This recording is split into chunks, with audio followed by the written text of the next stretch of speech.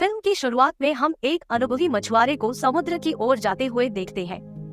पहले की तरह हजारों बार उसने नाव से अपना जाल फेंका, लेकिन कुछ गलत हो गया और जाल समुद्र तल पर किसी चीज में फंस गया।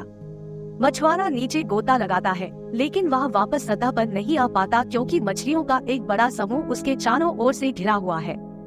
Light house keeper Charlie Germany में अपने सहकर्मियों को समसामयिक मामलों पर चर्चा करने के लिए बुलाता है। उसके मॉनिटर पर एक सिग्नल से उसकी बात बाधित होती है और वह जांच करने के लिए दौड़ पड़ती है। चार्ली को पानी में गोता लगाने और एक सेंसर निकालने के लिए ड्यूटी बॉय तक तैरना पड़ता है, जो किसी तरह मछली पकड़ने के जाल में उलझ गया था। कनाडा में भी अजीबोगरीब चीजें हो रही है। एक युवा व्हेल शोधकर्ता लियोन को वैंकूवर सिटी बीच पर बुलाया जाता है, जहां कुछ घंटे पहले एक विशाल किलर व्हेल बहकर आ गई थी। जानवर की जांच करने के बाद वह यह पता लगाने के लिए मछली पकड़ने वाली गोदी की ओर जाता है कि शिकारियों में से किसने किलर व्हेल को गंभीर चोटें पहुंचाई। एक बूढ़ा मछुआरा लियोन को अपनी नाव पर ले जाता है और उसे जहाज का काटा हुआ हिस्सा दिखाता है, जिसका इस्तेमाल किलर व्हेल को पलटने की कोशिश के लिए किया गया था। लियोन को इस कहानी पर विश्वास नहीं है, लेकिन उस आदमी को यकीन है कि मछुआरा उससे झूठ नहीं बोलेगा और खुद को बचाने के लिए उन्हें व्हेल को नष्ट करना होगा। चार्ली और उसके नए दोस्त ने समुद्री जानवरों की आबादी पर नजर रखने के लिए समुद्र में एक मरम्मत किए गए सेंसर को लॉन्च किया। उन्होंने नाव के चारों ओर मीथेन बर्फ के टुकड़े देखे जो अक्सर सतह पर उभर आते हैं, लेकिन आज उनकी संख्या बहुत अधिक है। लियोन अंततः व्हेलों की आवाज सुनता है और उसे पता चलता है कि उन्हें तट के किनारे विभिन्न स्थानों पर देखा गया है। समुद्र में जाने से पहले वह अपनी प्रेमिका लिजी को बुलाता है, जो पहले से ही पर्यटकों को जंगल में हत्यारे व्हेल देखने के लिए अपनी नाव पर ले जा रही है। लियोन की नाव के बगल में एक विशाल व्हेल दिखाई देती है। कुछ मिनटों तक जमने के बाद विशालकाय पानी के भीतर गायब हो जाता है, लेकिन ऑर्कास की एक पूरी फली उसकी जगह ले लेती है। लिजी पर्यटकों को डेक पर ले जाती है और जब व्हेल दिखाई देती है तो हर कोई आश्चर्य से देखता है। जहाज के बगल में ऊबड़ वाली विशाल आकृति भी दिखाई देती है और पर्यटक इसे करीब से देख पाते हैं। व्हेल का अजीब व्यवहार लियोन को छोड़कर सभी को प्रसन्न करता है, जो अपने दोस्त को चेतावनी देने की कोशिश करता है, लेकिन बहुत देर हो चुकी होती है। व्हेल की अगली चाल नाव के बीचों बीच टकराती है। लियोन दुर्घटना स्थल पर पहुंचता है और उन लोगों को बचाने की कोशिश करता है जो चपेट में आने से बच गए, लेकिन अब ओर्कास का एक समूह पर्यटकों की तलाश कर रहा है। लियोन लिजी को बचाने में असमर्थ है। कार्रवाई एक फ्रांसीसी रेस्तरां में स्थानांतरित हो जाती है। बाजार में ताज़ा समुद्री भोजन इकट्ठा करने के बाद शेफ ने झींगा मछली तैयार करने की योजना बनाई, लेकिन उनमें से एक ने आदमी के चेहरे पर एक अज्ञात तरल पदार्थ मार दिया। अपना चेहरा पोंछने के बाद रसोइया काम करना जारी रखता है, लेकिन शाम होते होते उसकी और 2 अन्य रसोइयों की तबीयत खराब होने लगती है। उसी शाम शेफ की मृत्यु हो जाती है और 2 युवा रसोइयों को आईसीयू में ले जाया जाता है और परीक्षण के परिणामों की प्रतीक्षा की जाती है ताकि यह पता चल सके कि क्या हुआ था। उसी समय समुद्र में एक नॉर्वेजियन जहाज बर्फ के कीड़ों के आक्रमण की एक असामान्य घटना का अध्ययन करने के लिए एक कैमरा नीचे करता है। कुछ नमूनों को अध्ययन के लिए सतह पर लाया जाता है और वैज्ञानिक को एक नई विशिष्टता का पता चलता है। इन प्राणियों के जबड़े होते हैं और ये कई गुना तेजी से प्रजनन करते हैं। एक आयोग का गठन किया जाता है और हर कोई इस बात पर सहमत होता है कि उन्होंने कीड़े और बैक्टीरिया की एक नई प्रजाति की खोज की है। इसके अलावा लियोन को एक और विसंगति दिखाई गई है। समुद्र से लौटे जहाज का निचला हिस्सा मोलस्क की मोटी परत से ढका हुआ है, जो पहले कभी नहीं देखा गया। वैज्ञानिकों के एक समूह ने उस मिट्टी की जांच करने के लिए समुद्र तल पर एक नमूना लॉन्च किया जहां कीड़े पाए गए थे, लेकिन मीथेन रिसाव के कारण एक विस्फोट हुआ। जहाज बच जाने में सफल हो जाता है, लेकिन टीम बहुत डरी हुई है। वैज्ञानिक न सिर्फ ऑपरेशन के दौरान हुई गलती से बल्कि परीक्षण के नतीजों से भी डरे हुए हैं। समुद्र तल पर कीड़ों के अलावा बैक्टीरिया भी होते हैं जो बर्फ खाते हैं और बहुत नीचे तक पहुंच सकते हैं। जेस चार्ली के लिए एक वीडियो संदेश रिकॉर्ड करती है जब अचानक कुछ अजीब होता है और मॉनिटर पर चिंताजनक रीडिंग दिखाई देती है। जहाज के नीचे का पानी उबलने लगता है और कोई चीज उसे गहराई में खींच लेती है। कार्रवाई वेनिस में स्थानांतरित हो जाती है। प्यार में डूबा एक युवक पुल पर कविता पढ़ रहा था, तभी अचानक किताब उसके हाथ से गिरकर नहर में जा गिरी। दंपति तुरंत कविता की किताब के बारे में भूल जाते हैं, क्योंकि उनकी आंखों के सामने और भी अजीब दृश्य होता है। संक्रमित शेफ के बैक्टीरिया के विश्लेषण से एक नए प्रकार का पता चलता है जो रक्त कोशिकाओं को खाता है। लियोन ने यह पता लगाने के लिए किलर व्हेल पर शव परीक्षण करने की अनुमति मांगी है कि प्रदूषण व्हेल को कैसे प्रभावित करता है और क्या यह इन दिग्गजों के व्यवहार में बदलाव से संबंधित हो सकता है। व्हेल के अंदर ऐसा कुछ भी नहीं है जो विशेषज्ञों को डरा सके, लेकिन लियोन को उसके मस्तिष्क में एक अज्ञात पदार्थ मिला है जिसे विश्लेषण के लिए भेजा गया है। संक्रमण का एक और शिकार कार धोने वाला युवक सामने आया है। सभी घटनाओं को एक साथ रखकर वैज्ञानिकों को यह समझ में आया कि बैक्टीरिया रेस्तरां से पानी की आपूर्ति प्रणाली के माध्यम से फैलते हैं। लियोन को व्हेल के हमलों के नए मामलों की जानकारी है।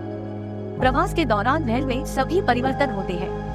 अपने संदेह को सत्यापित करने के लिए वह आदमी उस स्थान पर गया जहां व्हेल अपनी नींद के दौरान आराम कर रही थी। गोता लगभग त्रासदी में समाप्त होता है, लेकिन लियोन व्हेल में से एक पर कैमरा लगाने और बाहर निकलने में सफल हो जाता है। शोधकर्ता को पता चला कि जापानियों को भी कीड़े मिले हैं, लेकिन वे दुनिया को इसकी सूचना देने की जल्दी में नहीं है। कैमरों की रिकॉर्डिंग की जांच एक साथ 2 प्रयोगशालाओं में की जाती है। घटनाओं से दूर तट पर एक नई घटना घटती है। एक छोटे से गांव की सड़कों पर केकड़ों की भीड़ रेंग रही है। समुद्र तल का एक और दृश्य अंततः रहस्य का पर्दा उठा देता है। पता चला कि तेल और गैस कंपनियों में से एक निषिद्ध स्थान पर बर्फ की ड्रिलिंग कर रही थी और कई किलोमीटर तक समुद्र तल को नुकसान पहुंचा रही थी। जहां से विश्लेषण के लिए कुछ और सीपियां इकट्ठा करने के लिए लियोन को संरक्षित बंदरगाह क्षेत्र में जाने के लिए बाढ़ के माध्यम से छिपना पड़ता है, लेकिन उसे सुरक्षा द्वारा पकड़ लिया जाता है और गिरफ्तार कर लिया जाता है। सुबह जहाज के जापानी मालिक मिस्टर सैटो ने लियोन से संपर्क किया। चार्ली को अब केवल त्रासदी से कुछ मिनट पहले जेस द्वारा रिकॉर्ड किया गया संदेश प्राप्त हुआ है। जब भावनाएं शांत हो जाती है, तो लड़की रिकॉर्डिंग पर कुछ खासियतें नोटिस करने में सफल हो जाती है। उदाहरण के लिए एक बरामदे के पीछे की चमक। केकड़ों को प्रयोगशाला में पहुंचाया जा रहा है जो दुनिया के विभिन्न हिस्सों में सतह पर उभरने लगे हैं। जैसा कि अपेक्षित था, उनमें भी एक अजीब पदार्थ भरा हुआ है जो अविश्वसनीय गति से रक्त कोशिकाओं को अवशोषित करता है। चार्ली बार बार वीडियो की समीक्षा कर रहा है और समझ नहीं पा रहा है कि इसमें और क्या गलत है। लड़की की सुनने की क्षमता एक ध्वनि पकड़ती है जो गहरे समुद्र की रिकॉर्डिंग की ध्वनि के समान है। लड़की प्रयोगशाला से संपर्क करती है और उन्हें रिकॉर्डिंग का एक हिस्सा दिखाती है जिसने उसका ध्यान खींचा। लेकिन उसकी कठोर बॉस कैटरीना विभिन्न रिकॉर्डिंग पर ध्वनि को सिर्फ यादृच्छिक शोर मानते हुए सभी वैज्ञानिकों के विचारों को खारिज कर देती है। वह अविश्वसनीय सिद्धांतों के साथ आए बिना चार्ली को काम खत्म करने और सर्दियों के लिए स्टेशन बंद करने का आदेश देती है। लेकिन शांत होने और चार्ली के शब्दों पर ध्यान से विचार करने के बाद भी कैटरीना ने इस परिकल्पना का परीक्षण करने का फैसला किया और वैज्ञानिकों के एक समूह और एक गहरे पानी के उपकरण के साथ एक हेलीकॉप्टर द्वीप पर आता है। डिवाइस को सिगुर द्वारा द्वीप पर पहुंचाया गया है और इसे चार्ली को सौंपने के बाद वह जाने वाला है। लेकिन उसी समय मुख्य भूमि पर वैज्ञानिकों के पास आपातकालीन संदेश आते हैं। जो लोग इसे अपनी आंखों से देखते हैं, उन्हें एहसास होता है कि बचने की कोई संभावना नहीं है। सिगुर चार्ली को चेतावनी देने में सफल हो जाता है और वे चले जाते हैं। सम्मेलन में वैज्ञानिकों ने एक रिपोर्ट दी कि खोजे गए बैक्टीरिया जानबूझकर मनुष्यों को संक्रमित करते हैं और जल्द ही सभी को जल स्रोतों से दूर भागना होगा। लियोन अपने मछुआरे दोस्तों को इस बारे में चेतावनी देने की कोशिश करता है, लेकिन उनमें से कोई भी अपने परिचित वातावरण में मरने का विकल्प चुनकर जमीन पर रहने के लिए तैयार नहीं है। रहीम एक वैज्ञानिक सम्मेलन में भाग लेने के लिए संस्थान में लियोन से मिलता है। सबसे अच्छे दिमाग वाले लोग इस बात पर चर्चा करने के लिए एकत्रित होते हैं कि क्या हो रहा है, और अधिकांश इस बात से सहमत है कि कोई ताकत काम कर रही है जो लोगों को समुद्र से बाहर निकालना चाहती है। केवल कैटरीना ही बाकी सभी के खिलाफ है। वह वर्षों के अनुभव से प्राप्त ज्ञान और दृढ़ विश्वास को त्यागने से इनकार करती है, इसलिए वह समूह को विज्ञान पर आधारित तार्किक स्पष्टीकरण खोजने का आदेश देती है। अपने गुरु की आपत्तियों के बावजूद वैज्ञानिकों का समूह जनता के सामने अपना सिद्धांत प्रस्तुत करता है और सरकार को आश्वस्त करता है कि बैक्टीरिया से संक्रमित समुद्री निवासी जानबूझकर मनुष्यों पर हमला कर रही है। हालांकि इस तरह का संस्करण केवल शीर्ष अधिकारियों की विडंबना को उजागर करता है, जो किसी अज्ञात खुफिया जानकारी के साथ बातचीत करने की तुलना में समस्या का अधिक वैज्ञानिक समाधान खोजने का सुझाव देते हैं। खगोल भौतिकीविद सामंथा ग्रो वैज्ञानिकों की सहायता के लिए आती है।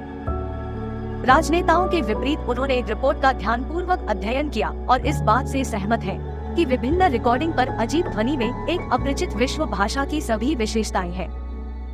इसके अलावा उनकी टीम अंटार्कटिका से बिल्कुल वैसा ही सिग्नल पकड़ने में कामयाब रही। एक अन्य प्रभावशाली व्यक्ति जापानी मिफुनो भी सिगुर के सिद्धांत में विश्वास करता है और अपने उद्यम को वित्त पोषित करने के लिए सहमत है और आशा करता है कि इससे दुनिया को बचाने में मदद मिलेगी। सिगुर टीम को इकट्ठा करता है और उन्हें मिशन की शुरुआत की सूचना देता है। उनका सुझाव है कि हर कोई सावधानी से सोचे और जोखिमों का आकलन करे और जो लोग इस रास्ते पर जाने के इच्छुक हैं, वे 48 घंटों में आर्कटिक के लिए एक अभियान की प्रतीक्षा कर रहे होंगे। वैज्ञानिक अपने प्रियजनों को अलविदा कहने के लिए घर जाते हैं और उन्हें उनके चले जाने की चेतावनी देते हैं। कई लोगों के रिश्तेदार उन्हें रुकने के लिए मनाने की कोशिश करते हैं, लेकिन हर कोई समझता है कि कुछ ठीक करने का यह उनका आखिरी मौका है। वैज्ञानिकों की गणना के अनुसार बुद्धिमान बैक्टीरिया का सबसे बड़ा संचय अंटार्कटिका की घाटियों में से एक में स्थित है, जहां वे लाखों साल पहले रह सकते थे। कंपनी संपर्क स्थापित करने की तैयारी कर रही है और एक युवा पत्रकार को साक्षात्कार देते समय हर कोई अपनी भूमिका निभा रहा है। अंत में जहाज के उपकरण हस्तक्षेप से गूंजने लगते हैं और वैज्ञानिक रहस्यमय जीव से सिग्नल पकड़ने की तैयारी करते हैं। सारा, मिफुनो की सहायक, मेज पर लियोन के बगल में बैठती है और उसे कबूल करती है कि अगर उसका बॉस नहीं होता तो वह कभी भी उनके सिद्धांत पर विश्वास नहीं करती, जो कई वर्षों से साबित हुआ है कि उसका अंतर्ज्ञान कभी विफल नहीं होता है। सामंथा एक योजना तैयार कर रही है। उसका इरादा जीव के ऑडियो सिग्नल में एक मानव बच्चे की चीख की आवाज जोड़ने और रिकॉर्डिंग को खुफिया जानकारी में वापस करने का है, ताकि यह दिखाया जा सके कि वे संवाद करने के लिए तैयार है। चार्ली एक सहकर्मी से उसे गोताखोरी उपकरण में अपने साथ नीचे तक ले जाने के लिए कहता है। जहाज लंगर छोड़ देता है और वैज्ञानिक ध्वनि संदेश प्रसारित करना शुरू कर देते हैं। इस बीच साहसी जोड़ा कैप्सूल में चढ़ जाता है और गहराई तक गोता लगाने की तैयारी करता है। पूरी टीम किसी भी प्रतिक्रिया का बेसब्री से इंतजार कर रही है और अंततः रडार पर हलचल दिखाई देती है और सेंसर एक ध्वनि संकेत पकड़ लेते हैं। कैप्सूल की टीम कैप्टन ब्रिज से संपर्क कर रिपोर्ट करने की कोशिश करती है कि उनके पंखे खराब हैं और उनमें ऑक्सीजन खत्म हो रही है, लेकिन संचार काम नहीं कर रहा है। मुख्य पायलट लूथर लौटने के लिए तैयार है, लेकिन चार्ली को कुछ हलचल नजर आती है और वह लाइट बंद कर देता है, यह देखने के लिए कि आगे क्या होता है। जहाज पर उन्हें कुछ आता हुआ भी दिखाई देता है। सिगुर ने जोर देकर कहा कि कप्तान पनडुब्बी को वापस बुला ले, लेकिन वे समूह तक नहीं पहुंच सके। लूथर अब जोखिम नहीं उठाना चाहता और वह नाव उठा लेता है। जहाज पर कैप्सूल को एक विशेष डिब्बे में प्राप्त करने के लिए एक हैच खुलता है। चार्ली को उस समय अपने चारों ओर एक अजीब सी चमक दिखाई देती है, लेकिन वह इसके बारे में किसी को नहीं बताती है। इस बीच सामंथा ने बताया कि वे संपर्क स्थापित करने में कामयाब रही हैं। ध्वनि संकेत वापस आ गया है और बच्चे के रोने को एक संकेत के रूप में बदल दिया गया है कि बैक्टीरिया ने मनुष्यों के संदेश को समझ लिया है। डॉक्टर चेज उन लोगों को ठीक करने का तरीका ढूंढ रहे हैं जो पहले ही बैक्टीरिया से संक्रमित हो चुके हैं। लूथर ने पत्रकार को बताया कि उसने गहराई में कुछ भी नहीं देखा और चार्ली ने जो कुछ भी देखा वह शायद बुद्धि के पूरे विचार की तरह उसकी कल्पना का एक चित्र था। फिर भी सामंथा त्रुटि संदेशों को समझने की कोशिश करती है ताकि उन्हें एक प्रतिक्रिया संकेत में इकट्ठा किया जा सके जिसे खुफिया समझ जाएगा। जहाज की लाइटें बुझ जाती है और व्यवधान शुरू हो जाता है। जब सब कुछ ठीक हो जाता है तो कैप्टन मॉनिटर पर गिरे हुए पत्रकार के शरीर को देखता है। चेज लड़की को बचाने की कोशिश करती है और उसके होठों पर उसे मस्तिष्कमेरु द्रव जैसा एक तरल पदार्थ दिखाई देता है। सामंथा ने टीम और कप्तान को बताया कि वोल्टेज बढ़ने के दौरान सिग्नल में उछाल आया और यह इतना कम था कि किसी ने इसे नहीं सुना।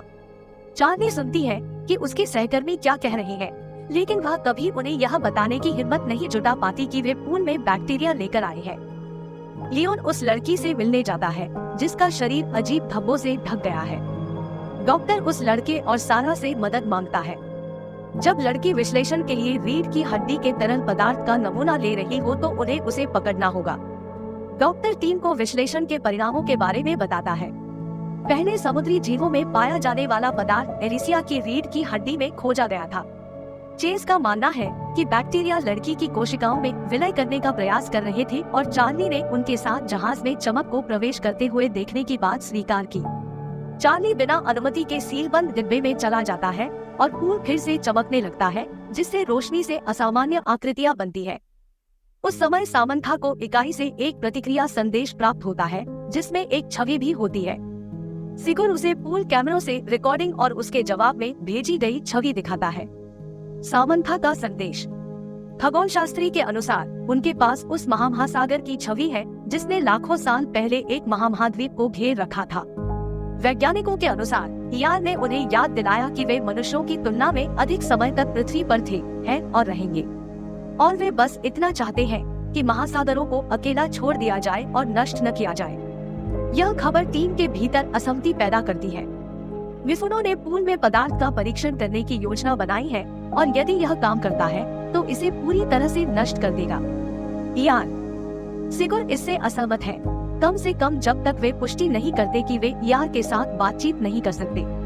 चेस बीच का रास्ता अपनाने की कोशिश करता है और सुझाव देता है कि दवा को पूल में आजमाया जाए, लेकिन इसे खुले समुद्र में फेंकने में जल्दबाजी न की जाए। सभी लोग प्रयोग देखने के लिए एकत्रित होते हैं।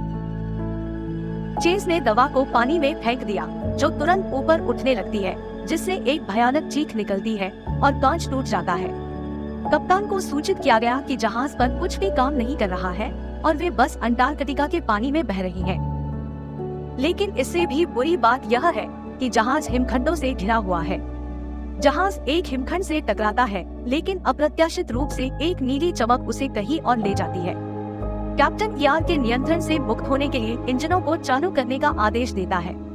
उसे यह भी समझ में नहीं आ रहा है कि वे जहाज पर मौजूद सारी दवा पानी में क्यों नहीं डाल देते। लेकिन सिगुर ने कप्तान को समझाने की कोशिश की कि अब जो कुछ भी हुआ वह पूल में उसके विचारहीन प्रयोग की कीमत है और दुनिया में कोई भी ईआर को दुनिया भर में नष्ट करने के लिए पर्याप्त पदार्थ का निर्माण नहीं करेगा। इसका एकमात्र रास्ता संघर्ष विराम करना है। जबकि टीम यह तय कर रही है कि ईआर के साथ कैसे बातचीत की जाए, इकाई जहाज को हिमखंडों के बीच फंसा देती है। चार्ली पूरी आज्ञाकारिता के संकेत के रूप में लूथर के शरीर को ईआर तक पहुंचाने के लिए कैप्सूल की ओर दौड़ता है। एक बार गहराई में आकर चार्ली ने अपनी योजना बदल दी। शरीर ईआर के नियंत्रण में आ जाता है और हिमखंड जहाज को छोड़ देते हैं, जबकि अरबों रोशनी लड़की को पानी के भीतर ढक लेती है। बाद में चार्ली जहाज को एक निर्जन द्वीप पर लाता है। वह अपनी आंखें खोलता है और चमकती नीली आंखों से आकाश की ओर देखता है। आप इस सीरीज के बारे में क्या सोचते हैं, कृपया कमेंट में लिखें।